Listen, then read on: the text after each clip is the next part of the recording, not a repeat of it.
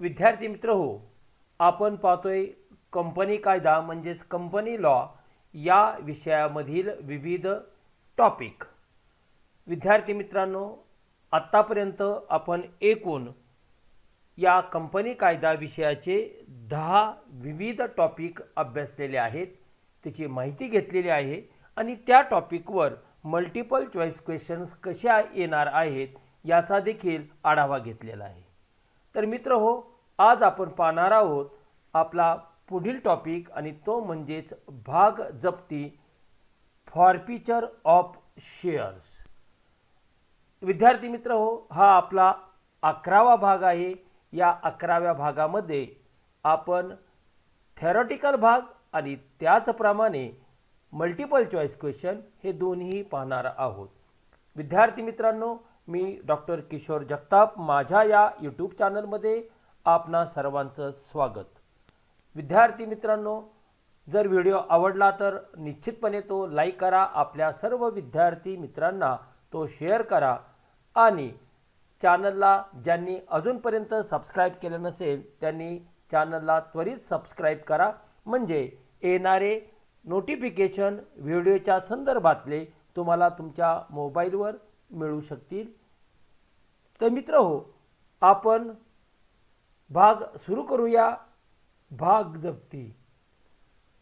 भाग जप्ती म्हणजे काय, त्याचे कायदेशीर अटी कोणत्या आहेत, हा सगळा भाग आपण या ठिकाणी पाहणार आहोत. भागावर न दिलेली रक्कम सभासदांना केव्हाही मागण्याचा अधिकार हा कंपनीच्या संचालक मंडळाला असतो व भागावर मागितलेली रक्कम कंपनीला वेळेवर देण्याची जबाबदारी भागधारकांची असते. कंपनीने भागधारकाला भागावरील रक्कम देण्याबाबत वारंवार सूचना देऊनही भागधारकाने भागावरील रक्कम जर दिली नाही तर कंपनी त्याचे भाग जप्त करू शकते. भाग जप्त करण्यापूर्वी कंपनी भागधारकांना भागावरील रक्कम भरण्याबाबत मुदतवाढ देते. या मुदतवाढीवर व्याज आकारले जाते. वारंवार स्मरणपत्र पाठविते. इतके करून देखील भागधारकाने जर पैसे वेळेवर भरले नाहीत तर मात्र कंपनी भाग जप्त करीत असते.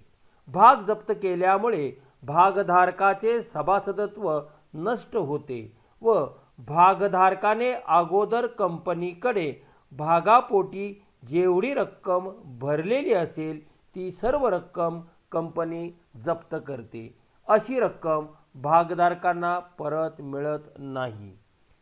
हा आढावा घेतल्यानंतर आपल्याला पाहावं लागेल भाग जप्तीच्या कायदेशीर अटी म्हणजेच legal provision regarding forfeiture of share.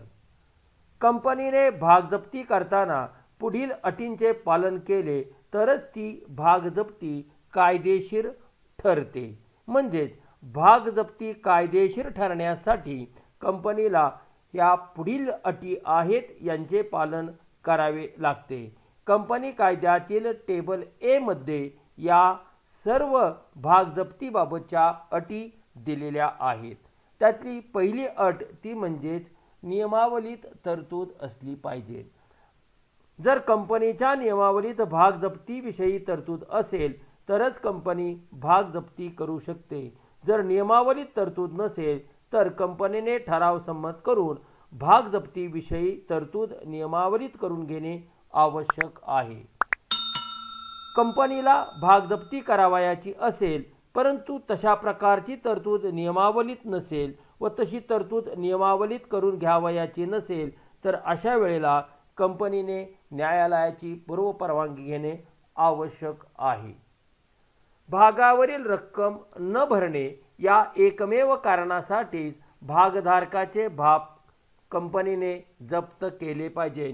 इतर कोणत्याही कारणास्तव कंपनीने भागधारकाचे भाग जप्त करू नये. भाग जप्ती करण्याचा अधिकार हा कंपनीच्या संचालकांना असतो. त्यामुळे संचालकांनी भागावरील रक्कम न भरली या एकमेव कारणासाठी संबंधित सभासदाचे भाग जप्त करणे आवश्यक आहे. कंपनीने भाग जप्तीपूर्वी संबंधित भागधारकास 14 दिवसांच्या मुदतीची पूर्वसूचना देणे आवश्यक आहे। त्यानंतर कंपनीच्या संचालकांनी संबंधित भागधारकाचा भाग जप्त करावयाचा आहे या संबंधीचा ठराव संमत करणं आवश्यक आहे, कारण भाग जप्तीचे पूर्ण अधिकार हे संचालकांना प्राप्त झालेले असतात। भाग जप्तीचा ठराव संचालक मंडळाने संमत केल्यानंतर कंपनीने संबंधित भागधारकास त्याचे भाग जप्त केले असल्याची 14 दिवसांची सूचना कंपनीने देणे आवश्यक आहे। ज्या भागधारकाचे भाग कंपनीने जप्त केले आहेत त्याबाबतची जाहीर सूचना कंपनीने वर्तमानपत्रातून देणे आवश्यक आहे की जेणेकरून असे भाग जर एखाद्या व्यक्तीने खरेदी केले तर त्या व्यक्तीचे नुकसान होऊ नये, कारण त्याबाबतची अंतिमतः जबाबदारी ही कंपनीची असते। म्हणून जाहीर सूचना भाग जप्तीबाबत कंपनीने देणे आवश्यक आहे। भाग जप्तीची जी कार्यपद्धती आहे ती कार्यपद्धती एकंदरीत 7 टप्प्यामध्ये आपल्याला सांगता येऊ शकेल। भाग जप्तीची कार्यपद्धती पाहताना प्रथमतः ज्या व्यक्तीने कंपनीचे भागावरील हप्त्याची रक्कम मागितल्यानंतर देखील भागावरील रक्कम भरलेली जर नसेल तर मात्र कंपनी अशा भागधारकांची यादी तयार करीत असते। त्यानंतर ती यादी संचालक मंडळाच्या सभेत विचार विनिमयासाठी ठेवली जाते। थोडक्यात आपल्याला असं म्हणता येईल, कंपनी भागांची सर्व रक्कम एका हप्त्यात कधीच वसूल करीत नाही, तर वेळोवेळी गरजेनुसार हप्त्याने रकमेची मागणी करून पूर्ण रक्कम वसूल करीत असते। मागणी केलेली रक्कम भागधारकाने केव्हा भरावी याविषयी निश्चित मुदत दिलेली असते। ही मुदत संपून गेल्यानंतर कंपनी चिटणीस ही रक्कम न भरणाऱ्या भागधारकांची यादी तयार करतो व योग्य विचार विनिमय करण्यासाठी ही यादी संचालक मंडळाच्या सभेपुढे ठेवली जाते। त्यासाठी संचालक मंडळाची सभा आयोजित केली जाते। संचालक मंडळ आपल्या सभेत त्यावर योग्य विचार विनिमय करून बहुतेक वेळा रक्कम भरण्याबाबत भागधारकास मुदतवाढ दिली जाते व त्यानुसार चिटणीस संबंधित भागधारकांना मुदतवाढीसंबंधी व त्यावरील व्याजासंबंधी स्मरणपत्रे पाठवून रक्कम भरण्याबाबत कळवित असतो। यानंतरही जर भागधारकांनी मागणी केलेली रक्कम व त्यावरील व्याज भरले नाही तर कंपनी पुन्हा एकदा संबंधित भागधारकांना मुदतवाढ देते व त्यानुसार मागणीची रक्कम व त्यावरील व्याज भरण्यासंबंधी स्मरणपत्राद्वारे कळविले जाते। हे दुसरे स्मरणपत्र असते। या स्मरणपत्रात जर भागधारकांनी भागावरील रक्कम व व्याज भरले नाही तर त्यांचे भाग जप्त करण्यात येतील या संबंधीचा उल्लेख केलेला असतो। म्हणजेच भाग जप्तीची ही पूर्वसूचना कंपनीने भागधारकांना 14 दिवसांच्या मुदतीची द्यावी लागते आणि भागधारकाने या स्मरणपत्राची अथवा पूर्वसूचनेची दखल न घेतल्यास संचालक मंडळ भाग जप्तीचा ठराव संमत करतात व कंपनी चिटणीस भाग जप्त केल्याची 14 दिवसांची सूचना संबंधित भागधारकांना कळवितो व या सूचनेबरोबर संचालक मंडळाच्या ठरावाची एक प्रत पाठविण्यात येते। ही भाग जप्तीची सूचना रजिस्टर पोस्टाने पाठविण्यात येते व त्यानंतर सभासदांच्या नोंदवहीतून संबंधित भागधारकाचे नाव काढून टाकले जाते। त्याच्या नावावर असलेले भाग जप्त केलेल्या भागांच्या खात्यावर वर्ग केले जातात व संबंधित भागधारकास भाग दाखला परत करण्यास सांगितले जाते। स्थानिक वर्तमानपत्रात जाहीर सूचनेद्वारे लोकांना भाग जप्तीबाबत कायदेशीररित्या कळविले जाते। अशा एकंदरीत 7 टप्प्यामध्ये भाग जप्तीची ही कार्यपद्धती आपल्याला सांगता येईल। अशी भाग जप्ती केल्यामुळे काय परिणाम होतो तर भाग जप्तीमुळे भागांच्या मालकीत बदल होतो, म्हणजेच भागधारकांच्या मालकीचे भाग कंपनीच्या मालकीचे होतात व भागधारकाच्या खात्यावर असलेले भाग जप्त केलेल्या भागांच्या खात्यावर वर्ग केले जातात। दुसरा काय परिणाम होतो? भाग जप्तीमुळे भागधारकाने त्याच्या भागावर अगोदर जी रक्कम भरलेली असेल ती सर्व रक्कम कंपनी जप्त करते। म्हणजेच भागधारकाने भाग जप्त केल्यामुळे भागधारकास त्याने भरलेले पैसे रक्कम हे परत मिळत नाही। तिसरा परिणाम होतो ते म्हणजे ज्या भागधारकाचे भाग जप्त केले जातात त्याचे कंपनीतील सभासदत्व नष्ट होते। म्हणजेच कंपनीतील सभासद म्हणून असलेले त्याचे हितसंबंध, हक्क व जबाबदाऱ्या संपुष्टात येतात व सभासदांच्या नोंदवहीतून त्याचे नाव काढून टाकले जाते। चौथा परिणाम काय होतो? जर नियमावलीत तरतूद असेल तर भाग जप्तीनंतर देखील संबंधित भागधारकास त्याच्या भागावरील रकमेची मागणी केली जाते व ती त्याला द्यावी लागते। त्यामुळे भाग जप्तीनंतर तो कंपनीचा सभासद म्हणून न राहता कंपनीचा ऋणको म्हणून राहत असतो। म्हणजेच एक प्रकारे ते काय आहे? कर्ज आहे व त्याला भाग जप्तीनंतर भरलेल्या रकमेवर लाभांश देण्याऐवजी व्याज दिले जाते। पाचवा परिणाम जो आहे तो म्हणजेच भाग जप्तीमुळे जप्त केलेले भाग रद्द केल्यास म्हणजेच त्याची पुनर्विक्री न केल्यास कंपनीचे भाग भांडवल कमी होते। आणि सहावा परिणाम आहे भाग जप्तीमुळे जप्त केलेल्या भागांची पुनर्विक्री केल्यास कंपनी आपले भांडवल पूर्ववत करू शकते।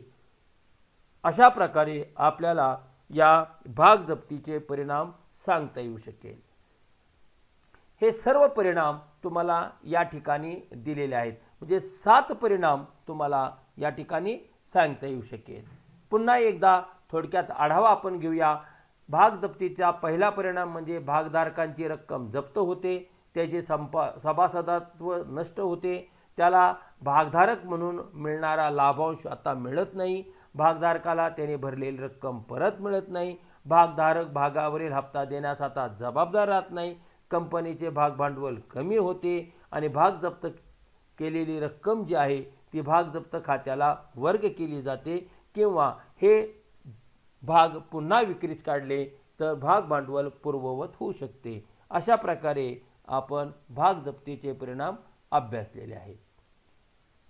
आता हा सर्व थेरॉटिकल भाग झाल्यानंतर आपल्या मूळ आशयाकडे आपण येऊया आणि ते म्हणजे मल्टिपल चॉईस क्वेश्चन। यामध्ये पहिला भाग दिलेला आहे भाग जप्तीची तरतूद असली पाहिजे। कशामध्ये भाग जप्तीची तरतूद असली पाहिजे? नियमावलीत, घटनापत्रकात का माहिती पत्रकात? तर नियमावलीत भाग जप्तीची तरतूद असेल तरच कंपनी आपल्या भागधारकाचे भाग जप्त करू शकते। ए। प्रश्न क्रमांक 2, भाग जप्तीचे अधिकार कोणाला आहेत? तर भाग जप्तीचे अधिकार हे संचालकांना म्हणजे संचालक मंडळांना आहे। बी। प्रश्न तिसरा, कोणत्या कारणासाठीच भागधारकाचे भाग जप्त केले जातात? भागावरील त्याने रक्कम जर भरली नसेल तर, त्याला कंपनीची इतर कारणासाठी काही देणी द्यावयाची असेल तर त्यासाठी, कंपनीकडून त्याने कर्ज घेतलेलं असेल तर त्या कर्ज वसुलीसाठी, तर फक्त आणि फक्त एकमेव कारण भाग जप्तीचे असणं आवश्यक आहे आणि ती म्हणजे भागावरील रक्कम न भरणे। ए। प्रश्न क्रमांक 4, कंपनीने भाग जप्तीपूर्वी संबंधित भागधारकास 14 दिवसांच्या मुदतीची पूर्वसूचना दिली पाहिजे। बी। प्रश्न क्रमांक 5, भाग जप्तीचा ठराव संमत करण्याचा कोणाला अधिकार आहे? तर संचालक मंडळाला तो अधिकार आहे, म्हणून उत्तर आहे बी। प्रश्न क्रमांक 6, भाग जप्तीचा ठराव संमत केल्यानंतर कंपनीने संबंधित भागधारकास त्याचे भाग जप्त केले असल्याची किती दिवसांची सूचना दिली पाहिजे? तर 14 दिवसांची सूचना दिली पाहिजे। उत्तर आहे बी। प्रश्न क्रमांक 7, भाग जप्तीमुळे कंपनीचे भाग भांडवल कमी होते, वाढते किंवा नो चेंज? तर कमी होते? उत्तर आहे ए. प्रश्न क्रमांक 8. भाग जप्तीमुळे भागधारकाला काय मिळत नाही? तर लाभांश मिळत नाही. उत्तर आहे ए. प्रश्न क्रमांक 9. भाग जप्तीमुळे भागधारकाला त्याने भरलेली रक्कम परत मिळते, परत मिळत नाही, का वरील दोन्ही, का वरीलपैकी एकही नाही? तर भाग जप्तीमुळे भागधारकाला त्याने भरलेली जी रक्कम असेल ती रक्कम परत मिळत नाही. उत्तर बी. प्रश्न क्रमांक 10. भाग जप्तीमुळे भागधारकाचे सभासदत्व नष्ट होते. भागधारक हा सभासद राहत नाही. सभासद नोंदवहीतून त्याचं नाव काढून टाकलं जातं आणि म्हणून त्याचे सभासदत्व नष्ट होते. ए. प्रश्न क्रमांक 11. डॅश डॅश म्हणजे भागधारकाने भागावरील रक्कम वेळेत न भरल्याने त्याच्यावर केलेली दंडात्मक कारवाई होय. भाग विक्री, भाग वाटप, भाग जप्ती का भाग हस्तांतर? तर याबाबत आपल्याला असं म्हणता येईल, भाग जप्ती म्हणजे भागधारकाने भागावरील रक्कम वेळेत न भरल्याने त्याच्यावर केलेली दंडात्मक कारवाई होय. सी. प्रश्न क्रमांक 12. भाग जप्तीच्या कार्यवाहीत भागधारकाचे हक्क नष्ट होतात. तो मुळात भागधारक आणि सभासद दोन्ही नात्याने त्याचे कंपनीतील अस्तित्व संपुष्टात येते, नष्ट होते, म्हणून उत्तर आहे ए. प्रश्न क्रमांक 13. जप्त केलेल्या भागांची कंपनीने जर पुनर्विक्री केलेली असेल तर ते करता येते का? हो, करता येते. उत्तर आहे ए. आणि अशी पुनर्विक्री जर त्या ठिकाणी कंपनीने केलेली असेल तर त्यामुळे कंपनीचं भांडवल पूर्ववत होऊ शकतं. प्रश्न क्रमांक 14. जप्त केलेल्या भागांची पुनर्विक्री ही कोणत्या किमतीला केली जाते? कमी किमतीला, जादा किमतीला, का दोन्ही पद्धतीने, का वरीलपैकी एकही नाही? तर वरील दोन्ही पद्धतीने ती विक्री केली जाऊ शकते. म्हणजे डिस्काउंटने सुद्धा किंवा प्रीमियमने सुद्धा अशी पुनर्विक्री केली जाऊ शकते, म्हणून उत्तर आहे सी. प्रश्न क्रमांक 15. जप्त केलेले भाग कंपनी रद्द करू शकते का पुनर्विक्री करू शकते? तर असे जप्त केलेले भाग कंपनी रद्द देखील करू शकते किंवा अशा भागांची कंपनी पुनर्विक्री देखील करू शकते. म्हणजे ए आणि बी हे दोन्ही त्याला लागू आहे आणि म्हणून उत्तर आहे सी, वरील दोन्हीही. विद्यार्थी मित्रहो, हा जो भाग 11वा आपण पाहिलेला आहे, या 11व्या भागाबाबत निश्चितपणे तुम्हाला तो आवडला असेल तर व्हिडिओला लाईक करा. आपल्या सर्व विद्यार्थी मित्रांना हा व्हिडिओ शेअर करा आणि ज्यांनी अजूनपर्यंत चॅनलला सबस्क्राईब केलं नसेल त्यांनी त्वरित चॅनलला सबस्क्राईब करावं की जेणेकरून येणारे सर्व व्हिडिओ अपडेट तुम्हाला प्राप्त होऊ शकेल. विद्यार्थी मित्रांनो, माझी वेबसाईट आहे, इंस्टाग्राम आहे, फेसबुक पेज आहे, व्हॉट्सअप आहे. या सर्वांच्या लिंक या डिस्क्रिप्शन बॉक्समध्ये दिलेल्या आहेत, त्या तुम्ही फॉलो करू शकता. आणि त्याचप्रमाणे माझा ईमेल ID दिलेला आहे, त्याद्वारे देखील आपण माझ्याशी संपर्क साधू शकता. तर मित्र हो, पुढील भाग क्रमांक 12 आपण पुढील व्हिडिओमध्ये पाहणार आहोत. धन्यवाद.